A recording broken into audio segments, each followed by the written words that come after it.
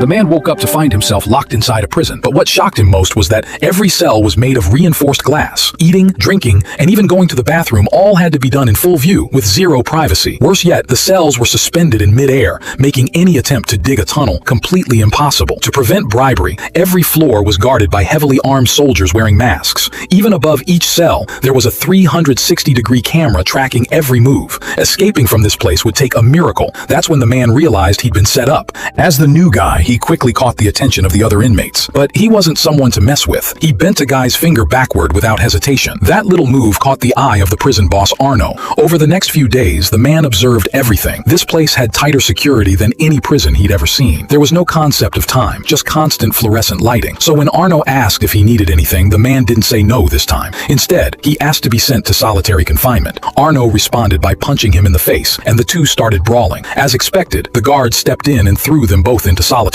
But instead of a dark isolation room, the man was thrown into a blindingly hot chamber filled with intense heat lamps. Within minutes, dehydration set in. Still, he endured the heat and managed to gather one critical piece of information. 3 days later, he met Arno again. Arno was curious, why did this guy keep scoping out the place? The man told him he'd explain everything if Arno could get him a round metal disc. Arno refused at first, but then turned around and snitched to the guards. He was dragged into the interrogation room by the warden, but instead of giving a straight answer, Arno went off topic, then drew a ridiculous picture of a perfect butt on a piece of paper. Furious, the warden ordered him tortured. They forced a thick hose into his mouth and pumped him full of liquid until he nearly burst. Just when they stopped, Arno ducked under the table and snatched off a sewer grate. Holding the metal disc in hand, the man finally revealed the truth. He was a professional escape artist who'd been framed and needed to break out to take revenge. But he needed to return to solitary one more time. After observing the prison's layout, he realized the entire structure was vertical, with each section separated. The most likely exit was either below or hidden in a cave. Solitary had a 70% chance of leading upward. If he got inside again, he wouldn't need any tools to escape. The area had high moisture, which should have called for rivets, but they used stainless steel instead. Over time, that steel would corrode. If he polished a metal strip with toothpaste and heated it up, the rivets would expand and pop out of the panels. Arno then picked a fight with his rival while the man hit a piece of bread.